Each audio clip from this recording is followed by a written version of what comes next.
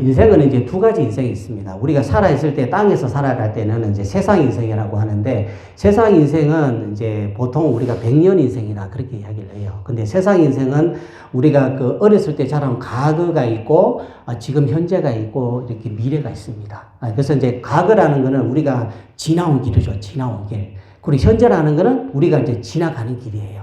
그리고 우리가 미래라는 건 아직도 가보지 않은 길. 그래서 우리에게는 이 인생이라는 게 있는데, 이 세상에서 지금 우리는 100년의 인생을 살고 있는데, 하나님을 알지 못하고 예수 믿지 않는 사람들하고, 오늘 내가 예수님은 나의 구주로 영접하고 하나님 믿는 우리하고 차이점이 있다면, 우리는 죽은 다음에 영원한 하늘 인생이 기다리고 있다는 거예요.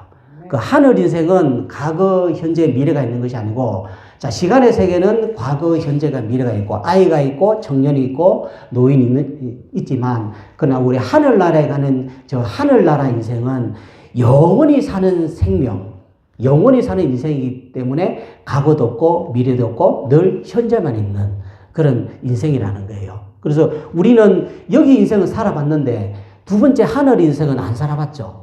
그래서 그 인생이 얼마나 좋은지 우리가 알지 못하지만, 그러나 성경을 통하여 가르쳐준, 그 하나님께서 가르쳐주시는 그 믿음으로 하늘나라 인생 우리가 오늘도 소망하면서 이 믿음의 길을 우리가 달려가고 있습니다. 그래서 우리가 이제, 인생에는 과거, 현재가, 미래가 있는데, 자, 미래에는 반드시 우리에게 뭐가 닥쳐와요? 네, 죽음이 닥쳐옵니다, 죽음. 그래서 우리가 죽으면 성경에는 죽음으로 끝나는 것이 아니고 어떻게 된다 그래요? 네? 천국하고 지옥이라는 갈림길이 있다고 그러죠. 그래서 우리가 세상에서 100년을 사는 거는 이제 하나님께서 세상에서 이 세상을 창조한 분이 하나님이다라는 것을 너희들이 알고, 그리고 성경을 너희들이 믿고, 그 다음에 사람은 죽어서 끝나는 인생이 아니고 반드시 하늘에 있는 나에게로 와야 되는, 돌아와야 되는 인생이라는 것을 알고 살아가라고 하나님께서 우리를 때가 되어서 어머니 뱃속에서 응애 하고 태어나게 하셨는데, 근데 많은 사람들이 저 천국 가는 인생이 아닌 지옥 가는 인생으로 달려간다는 게 참 안타깝습니다. 그래서 우리가 사람도 누구를 만나느냐, 어떤 사람을 만나서 또 어떤 부모를 만나느냐, 어디에서 태어났느냐, 이런 것에 따라서 그 사람이 걸어가는 인생길이 달라지고 변화되고, 이런 것처럼 열매를 맺고, 그것처럼 우리가 이 세상에서 많은 만남을 하는데, 그 가운데 영원한 만남, 죽어서도 계속되는 만남이 있다면 신과의 만남입니다. 그래서 세상 사람들은 그 신을 부처라고도 하고, 또 이슬람 사람들은 알라라고도 하고, 우리 하나님 믿는 우리는 하나님이라고 하고 예수님이라고 합니다. 그래서 우리가 어떤 신을 만나는 것에 따라 가지고 진짜 신이냐 가짜 신이냐, 여기에 따라 가지고 죽음 후에 미래가 가는 길이 판이하게 다르다 그렇게 말하는 거예요. 그래서 성경에는 천국은 하늘나라, 하나님 계시는, 하나님의 보좌가 있는, 천사들이 하나님을 떠받드는 그 좋은 하늘나라는 천국은 하늘에 있고, 그리고 예수님을 믿지 않고 성경을 통하여, 그리고 교회를 통하여, 복음을 통하여 끊임없이 예수 믿어야만 천국 간다고 그렇게 했는데도 믿지 않는 사람들은 죽은 다음에 지옥으로 가는데, 지옥은 땅 아래 있습니다. 우리가 살고 있는 땅 아래 얼마나 깊이 있는지는 모르지만 하나님이 땅 아래에 만들어놨다 그렇게 말씀을 해요. 근데 우리가 이제 사람이 죽으면 어떤 자세로 많이 이렇게 죽을까요? 사람이 이렇게 죽을 때 서 있는 자세로 죽는 사람이 많을까요? 아니면 앉아서 등에 기대서 죽는 사람이 많을까요? 아니면 누워서 죽는 사람이 많을까요? 보통은 누워서 죽는 사람이 많아요. 사람이 죽는다는 것은 눕는다는 거예요. 눕는다. 누워서 일어나지 못하는 것을 죽는다라고 하는 거예요. 그래서 우리가 간단하게, 자, 우리가 이제 부처님하고 예수님이 있는데, 자, 부처님은 우리나라에나 아니면 그 세계 곳곳에 보면 부처님 동상을 만들었을 때 부처님은 주로 어떤 자세로 동상이 만들어졌어요? 앉아있는 자세가 많아요. 앉아있는 자세. 그리고 우리나라의 밀양의 무안면에 가면 이렇게 누워있는 자세로 턱을 고이고 있는 부처가 있습니다. 세계에서 가장 크게 산 위에다가 그렇게 부처상을 해놨습니다. 왜 그러면 부처님은 서 있는 이렇게 동상을 하면 더 잘 보일 텐데, 왜 항상 앉아서 이렇게 손을 뭐 이렇게 하고 있는 모습이 있고, 또 누워서 왜 이렇게 동상을 만들까요? 그러면 예수님은 우리나라에는 불상이 없는데 그 브라질에 가면 세계에서 가장 큰 서 있는 예수님 동상이 있습니다. 그러면 왜 예수님이 부처님처럼 앉아 있는 모습도 될 수 있고 누워 있는 예수님 동상을 만들어도 되는데 왜 서 있는 모습을 만들까요? 그거는 역사적인 사실을 기초로 해서 그렇게 한 거예요.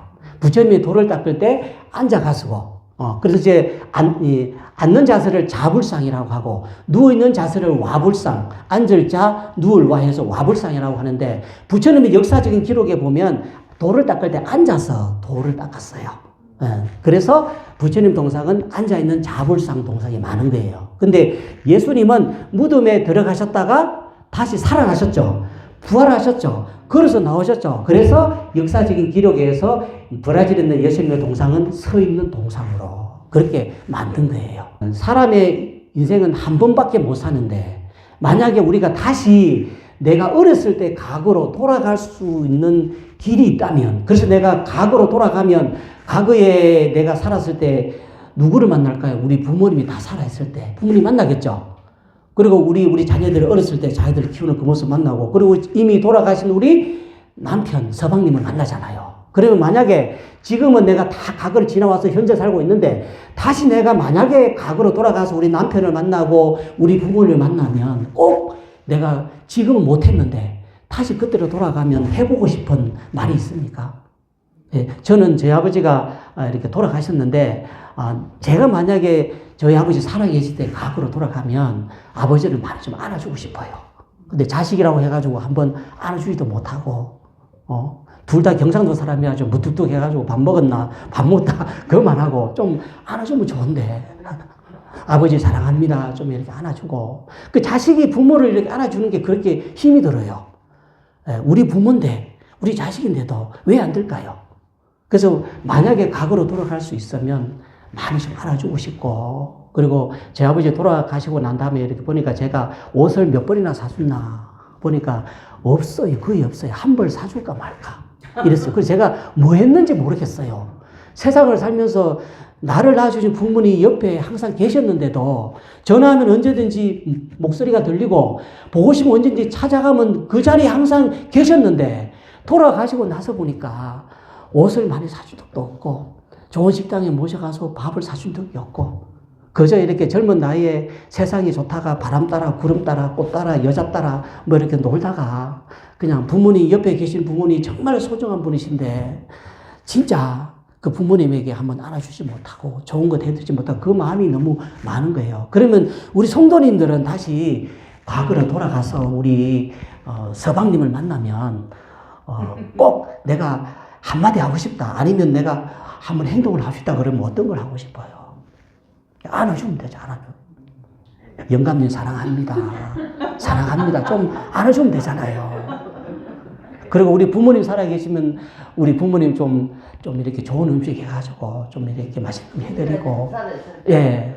그래서 지금 살아있을 때 죽은 다음에 가만히 곰곰이 생각해 보면 못한 것들이 너무 많이 생각이 나요. 그런데 살아있을 때 우리 이제 권사님처럼 이렇게 부모님 이렇게 일정한 시간을 두고 그 거리가 가까운 거리도 아닌데 먼 거리에 와가지고 또 이렇게 얼굴 찾아뵙고 효도하고 또 때밀어 드리고 또 반찬해 드리고 하는 게 그게 진짜 성경에서 말하는 효를 행하는 겁니다.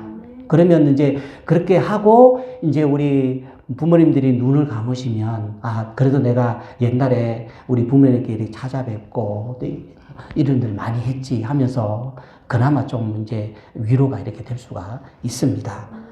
그래서 우리가 지금까지 살아오면서 하나님의 은혜로 과거를 지나오고 현재를 살고 있는데 또 미래는 우리가 반드시 갈 본향 하늘나라까지 가야 되는데, 그렇다면 내가 예수님을 처음 만났을 때에 받은 은혜가 있잖아요.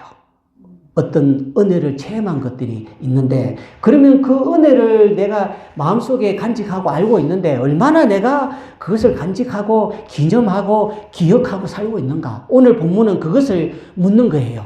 이스라엘 백성들에게 하나님께서 행하신 기적이 있으면 그것을 잊어버리지 말고 너희들 마음의 노트에다가 기록을 해라, 새겨라. 그리고 그 장소에다가 돌을 쌓아서 기념해라. 후일에 너희 자손들을 데리고 와서 여기가 우리가 옛날에 하나님의 은혜로 하나님의 기적으로 요단강을 건넜다는 것을 그 쌓은 돌무더기를 보고 보여주라. 그렇게 현장 체험을 시키라. 그렇게 하나님께서 말씀하는 거예요. 계시록 2장 4절에 보면 에베소 교회에 하나님께서 너희들은 다 에베소 교회는 다 잘했는데 한 가지 책망할 것이 있는데 하나님에 대한 첫사랑을 잃어버리며 신앙생활을 하고 있다. 그렇게 말하는 거예요. 그래서 오늘날 우리 한국교회 많은 교인들이 처음 예수 믿을 때 그 감격을 다시 회복해서 그 하나님의 첫사랑을 좀 감직하면서 살아가야 돼요. 그래야 우리가 십자가를 생각하고 사순절날 주님의 십자가를 생각하고 묵상하면은 막 눈물이 나와야 되는데 근데 눈물이 안 나오죠.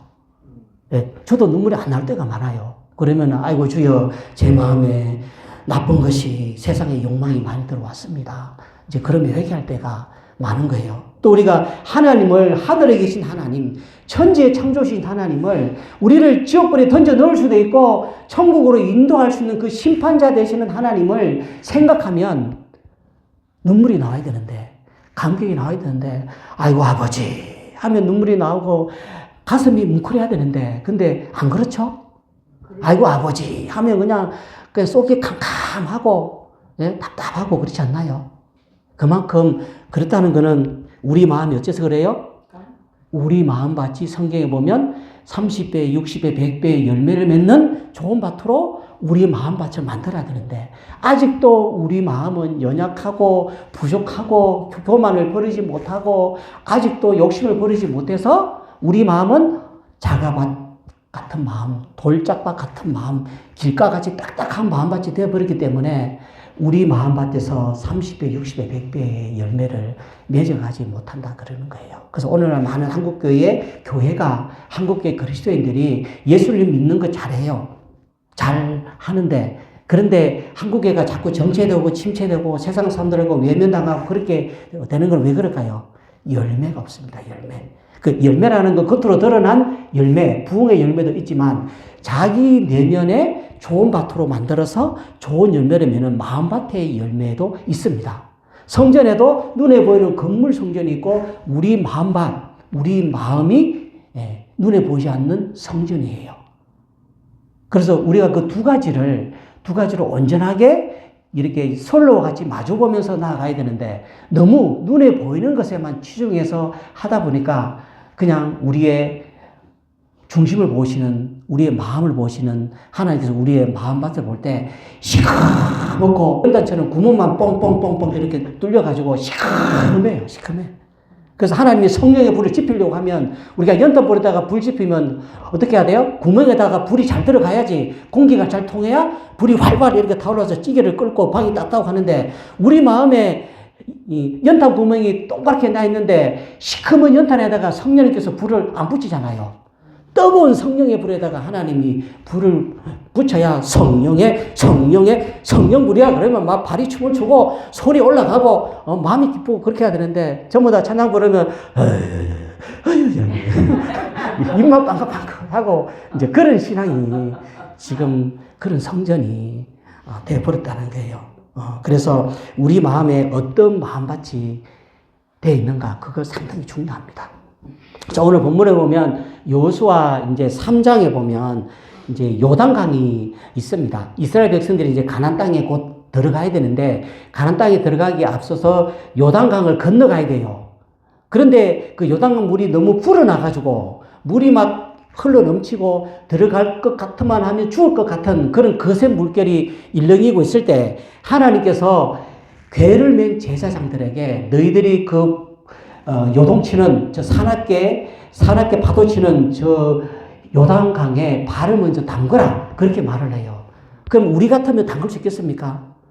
저기 들어가면 죽을 수도 있는데요. 그런데 더군다나 궤를 맸어요. 어깨다가 제사장이 2사람, 뒤에 2사람 해서 하나님의 궤를 메고 이렇게 요단 강물에 발을 담가야 되는데, 자, 근데 하나님께서 아무리 두려워도 제사장들에게 먼저 발을 담그라. 그렇게 이제 이야기를 했어요. 그래서 제사장들이 말씀에 순종해서 요단강에 발을 담그니까 막 끓어 넘치던 그 물이, 사납게 몰아치던 그 물이 모세가 홍해를 갔던 것처럼 요단강 물이 쫙 갈라지는 거예요.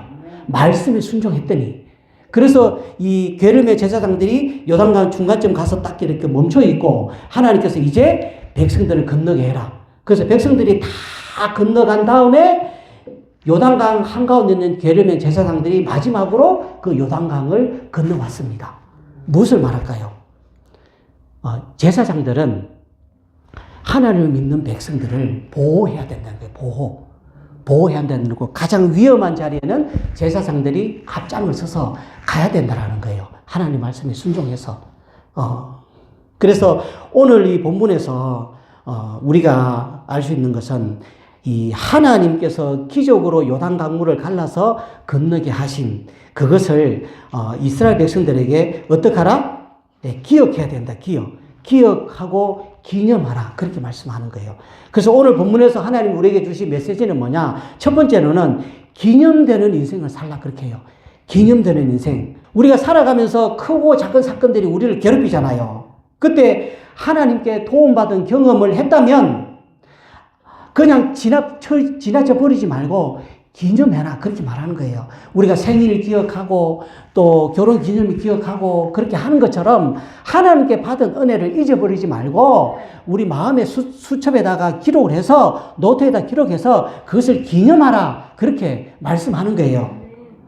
그래서 누군가가 물으면 그 사람에게 대답해 줄 신앙의 흔적들을 가지고 살아가야 된다. 그렇게 말하는 거예요.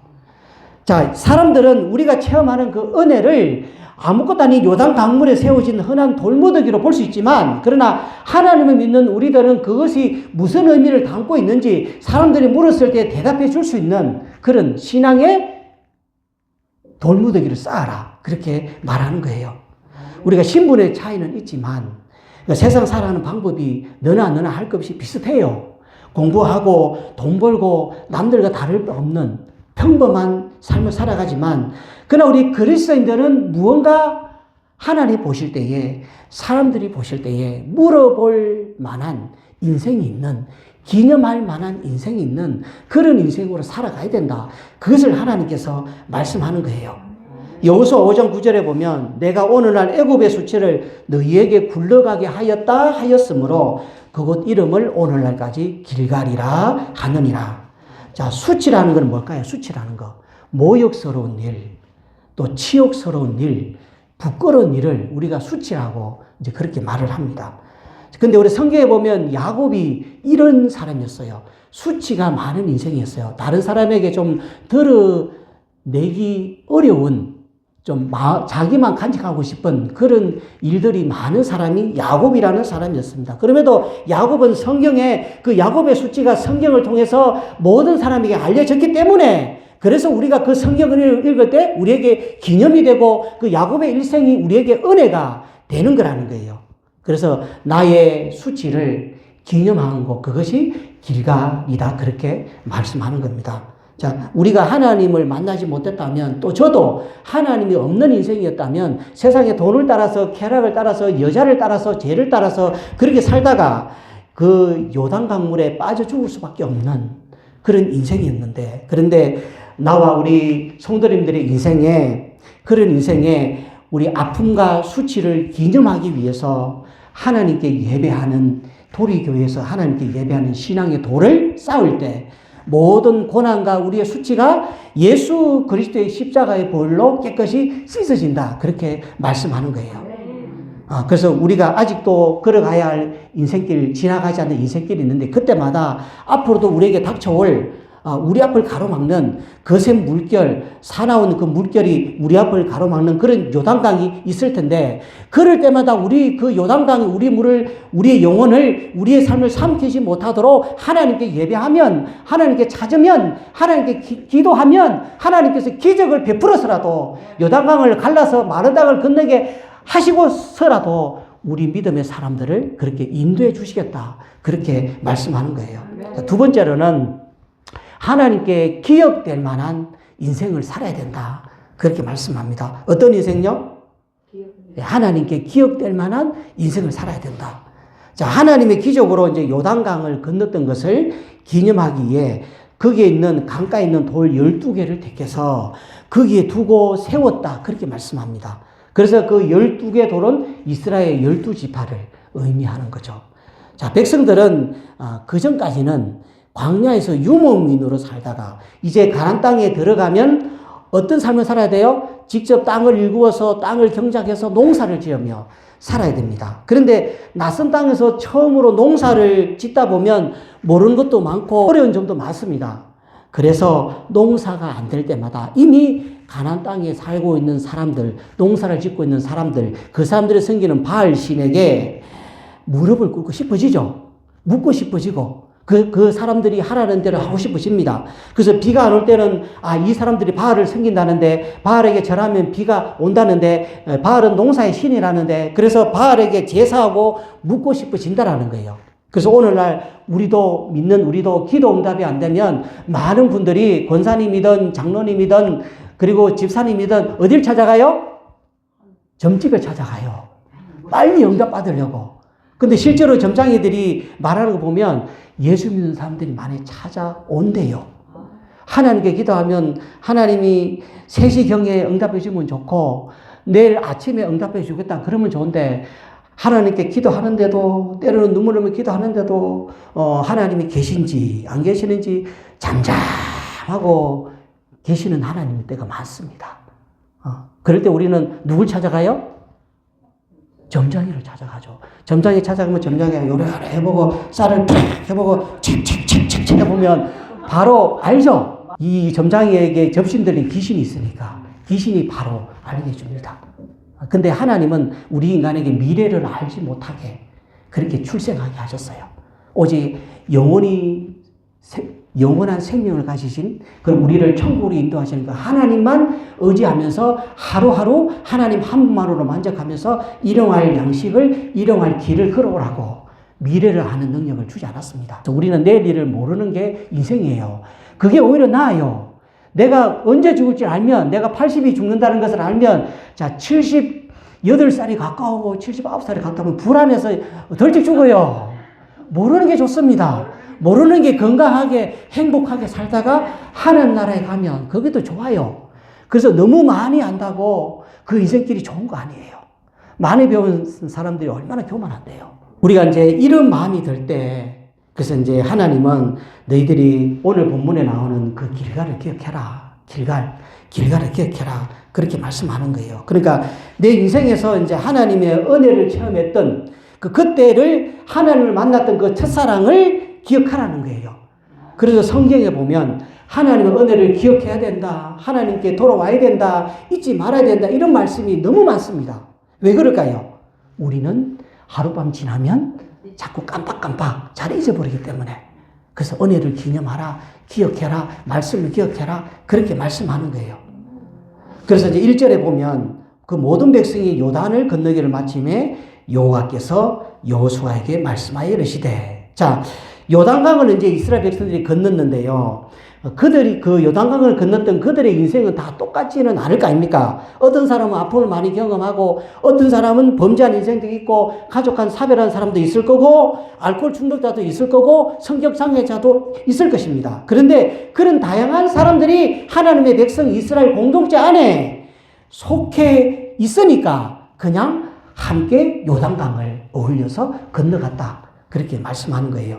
근데 자기 잘났다고 자기 강하다고 생각하는 사람은 또 여호수아를 믿지 못하면은 그 파도치는 요단강을 절대로 건널 수 없습니다. 여호수아 말만 믿고 하나님 말만 믿고 들어갔다가 죽으면 어떡하나? 저 사람 믿고 따라가도 되나? 그런 생각을 했다면 강을 건너지도 따라가지도 못했다는 거예요. 마찬가지로 우리가 인생의 요단강을 믿음으로 건너고 있습니다. 그런데 하나님 말씀에 순종하지 않고 이 길로 가면 무엇이 있을까? 정말로 천국이 있을까? 자꾸 믿지 않으면 절대로 천국 가는 그 요단강 인생길을 우리가 건너갈 수 없다. 자, 로마서 15장 1절에 보면 우리 강한 자가 마땅히 연약한 자의 약점을 담당하고 자기를 기쁘게 하지 아니하며 그렇게 말씀합니다. 그러니까 교회는 연약하고 못났어도 요단을 건너는 교회 공동체 안에 속해 있는 사람이 강한 사람이다. 그렇게 말씀하는 거예요.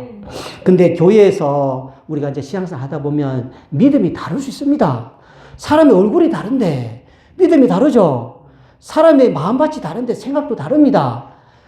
그러면 믿음도 다르고 삶의 수준도 다르고 학력도 다르다고 어울리기 싫고 불평하고 있다면 그 사람은 결코 믿음의 선두주자가 되어서 하나님이 인도하시는 천국으로 절대로 갈 수가 없다. 그렇게 말씀하는 거예요. 오늘 이제 본문 18절, 19절에 보면 여호와의 언약궤를 맨 제사장들이 요단강에서 가운데서 나오며 그 발바닥으로 육지를 밟는 동시에 요단물이 본 곳으로 도로 흘러서 전과 같이 언덕에 넘쳤더라. 이렇게 말씀합니다. 그러니까 출애굽을 하고 광야 40년을 지났습니다. 이제 그 약속의 땅 가나안을 향해서 제2의 출발을 하면서 이제 백성들이 버리지 못한 것들을 버리고 새로운 가나안 땅에서 하나님의 백성으로 살아가야 돼요. 우리 인생이 하나님께서 늘 함께 하시기 때문에 때로는 요단강물이 흘러넘치는 그런 위험한 그런 인생의 고비가 있었지만 그때마다 하나님께서 함께 하셨다는 것을 우리는 인정하고 기억하고 하나님의 은혜를 기념하고 앞으로도 어디까지 가야 돼요? 하늘까지 가는 인생이 되어야 됩니다. 하나님을 붙잡고 하나님께 붙들린 바 되어서 이 믿음의 요단물을 건너가면 우리도 하나님께서 우리 인생의 요단물이 갈라지고 우리 인생물이 갈라지고 마른 땅을 밟고 건너는 역사를 우리에게 베풀어 주겠다. 그렇게 말씀하는 거예요. 자, 전도서 12장 1절에 보면 나는 아무 낙이 없다고 할 해가 가깝기 전에 너의 창조자를 기억하라. 그렇게 말씀합니다. 자, 창조자를 기억하라는 말씀이 원래 말씀은 너는 집을 놨을 때마다 죽을 수 있다는 것을 기억하라. 이 말씀이에요. 그러니까 너는 집을 놨을 때마다 언제든지 죽을 수 있다는 것을 기억하라. 이 말씀이 너의 창조자를 기억하라. 이 말씀입니다. 그래서 우리는 오늘도 죽을 수 있는 존재예요. 그 사실을 안다면 우리가 올바른 믿음으로 하나님의 은혜를 기념하고 기억하면서 우리의 인생의 요단강물을 건너가야 됩니다. 자, 하나님의 은혜를 기념하고 기억하는 삶은 오늘도 내일도 하나님과 함께 어떤 삶이에요? 동행하는 삶이다. 동행하는 삶. 이 동행이라는 단어는 뭘까요? 동행. 자, 하나님이 숨을 쉬면 우리도 함께 숨을 쉬는 거. 이게 동행이라는 단어예요.